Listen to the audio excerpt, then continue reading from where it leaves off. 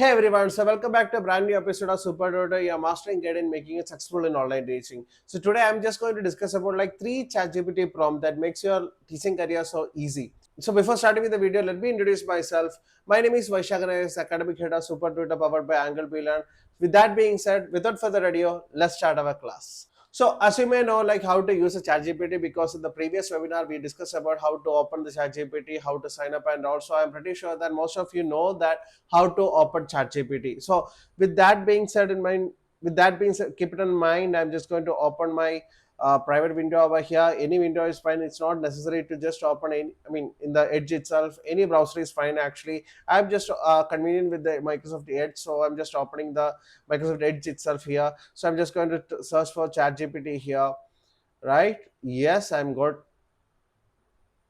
Yes, so this is ChatGPT window over here. You can log in by using your credential that is available when you are making the account. So here, like I'm just using the free version. I'm not going to just sign up for the things. So if you need, you can also sign up the things. And about the prompts, I made 3 prompts and it's ready to use. I paste all the things in the description box actually. And also, if you are just waiting for like all the length of the video, I'll be just putting you one more secret prompts actually. All right. So it will be helping you to make lesson plans. Okay. So with that being said, let's start with the prompts. So here I have everything in the sticky note over here actually. So I'm just opening the sticky note. So yes. So starting with the first prompt. So prompt one is I'm just going to just copy things over here. Yes, done. All right. So done. So think outside the box and list different ways, and maybe I might measure my teaching performance for my students at the after the class. Develop each of the tabular format with advantage and disadvantage. Including examples is to better understanding my teaching ability and make any necessary improvements. Remember that I don't need any standard assessment method. So without using any kind of standard assessment method, I'm trying to develop some kind of assessment method in such a way that I want to have a self assessment, right? So I want to understand how my teaching skills, so what are the teaching ability, I want to just have a self awareness. That's very important. So I'm just going to ask ChatGPT for the same. So let's see what is the result I'm going to get. So over here, so here's a creative unconventional approach to measuring your teaching performance present in the competency table format. These methods go beyond your traditional student survey or standardized evaluation and aim to give you a deeper and authentic insight from your teaching. So let's say, so for example, like these are the unconventional ways. So I got like many points over here. I can utilize any of the method in which I can rely on any method so that I can get a method to measure my teaching experience. So you can just go through any of the method over here. So maybe like I'm just going to take the first method over here, maybe like the classroom mood board, where the after the class you can ask the students to draw any kind of stickers or something like that in the classroom itself, or in the online session you can ask the students to give the feedbacks, right? So they'll be having some in any of the platform, like in the Google Meet or the Zoom, you will be able to put some stickers. So you can put like how you feel about the class. You can put any stickers or something like that. So most of the students will be giving you the real feedback. So the advantage and disadvantage is over placed over here actually. So maybe like over here visual and immediate feedback, so encourages honest expression and non-verbal for any shy students. So if the students are not very much happy about, happy about coming in front of the class and they won't be able to speak up properly, means they can draw the things. It's very easy. And also the disadvantages can be ambiguous without explanation and hard to quantify or track over the time. See, what happens is that over a period of time we won't be able to get ideas. So for example, if the students are very much interested in us, and even if they didn't understand what we are going to say, they're going to draw the happy symbol or something like that. So over the period of time it is having some issues. So we can just go to the next step or use any other methods to analyze our own teaching methods. That's one of the method. So with that being said, let's move to the next prompt. So yes, so I'm just gonna click. So my second prompt is ready. So here are the questions that is created by the ChatGPT for me to understand how effectiveness my class was.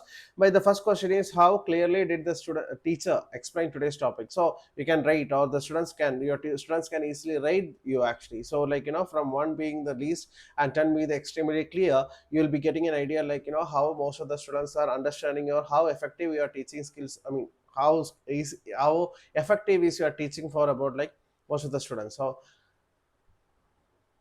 So by this, how you can understand like, how effective your teaching skills are. And maybe like the second question is, how comfortable do you feel asking questions or participating during the class? So when it comes to this question means, 1 being the least and 10 being the highest. And, if there are like 10 students or 30 students, maybe like if there are like 10 students in the classroom, you can just think about it such a way that if all the 8 students are saying that it's very comfortable, and even like 2 students are saying that it's not very comfortable, means please don't worry about that, because it may be not with you, it will be with the students. So it is for you, it gives a hint that, you want to take care of the children, the two particular children, much more. So that's what it means actually. And similarly, with respect to the other questions, similar to that only, like we do have 10 questions. So that's the reason why I just asked about the 10 question. The final question is also there actually. Add your final thought, anything you like, didn't like, or would you change about your today's class or something. So what happens is, it's like an optional, like not many students will be doing the things actually, because they will be rating yourself in 1 to 10 scales. So if they are saying that, if they're feeling that, they want to write something better, means they will be rating your comments on that. If no, but not many students are writing, means it's okay, no issues with the same. So now let's move to the next prompt.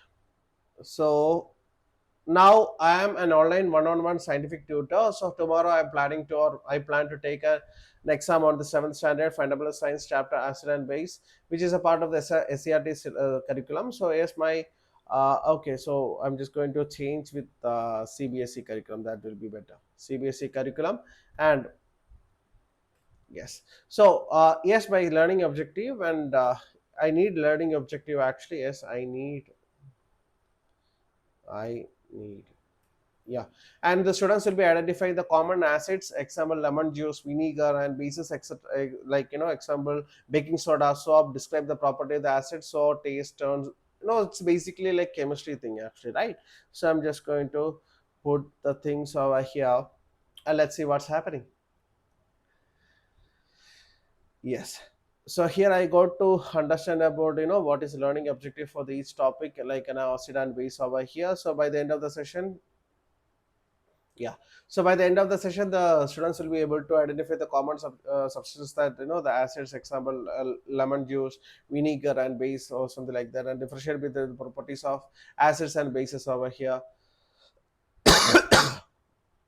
And third thing is, explain the use of natural indicators like, and describe the use of natural indicators like litmus, turmeric, china rose, or etc. etc. So what happens is that we will be able to understand much about the things, and learning objective is over here is achieved, right? So now it's time for giving you a secret tip over here actually, guys. So I'm just going to give the fourth prompt. So it's again available in the chat, I mean the description box itself.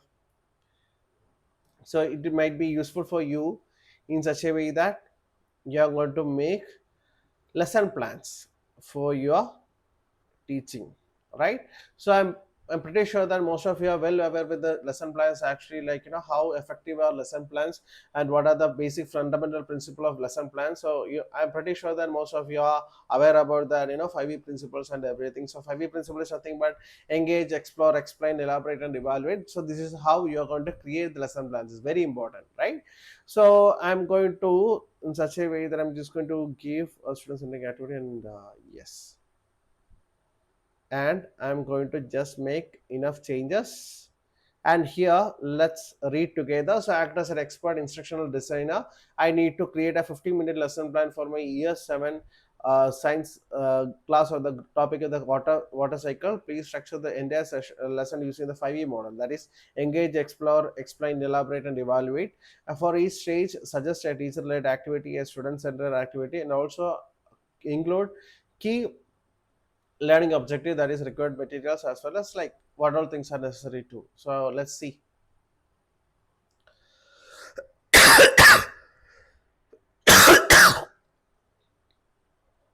Yeah.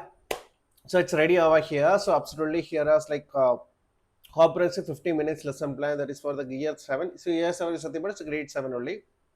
So I have the topic water cycle over here for the grade 7 water cycle. I have a learning objective. I mean, learning objective, materials required, 5B principle. According to the 5B lesson plan, I have something to do, right? So with respect to the lesson plan, I can utilize my class in such a way that I can conduct the class in such a way that it's most effective. Starting with the engagement for the 5 minutes, I'm just going to ask some questions regarding the same. So here I'm going to capture their interest and connect to the prior knowledge activity. So here the first thing is teacher-led activities be done, as well as student-centered activities also be done, so make them wonder about the things. Actually, I'm just going to ask some questions in the second section, that is explore session actually. So by maybe like teachers-led activity as well as student-centered activities also done over there, and slowly I'm going to explain what is happening in the water cycle. So with respect to some of the activities, I'm just going to explain the things. Actually, why I'm checking out the activities means, if you're explaining something in the activities, it is very easy to make the students understand the concepts better. So that's the reason I am, as explain the things in the activity based. So the fourth thing is elaboration, and then you're going to evaluate the thing. So once you are completing the chapter, once you're completing the topic, you are supposed to conduct a small test paper in such a way that you want to understand whether the students who listen to your class got to or grasp your knowledge actually, right? So it's very mandatory. So you're going to have a evaluation part also. So it's very important. Make sure that when you're going to conduct or when you're going to make a lesson plan, this 5E principle is very important. That is starting with the engage, explore, explain, elaborate, and evaluate. This is the 5E principle actually, right? So that being said, let's wrap up today's videos, and make sure that you're going to like, share with your friends, as well as subscribe our YouTube channel, so that we can make like more valuable content like this. And see you in the next video. Until then, bye bye.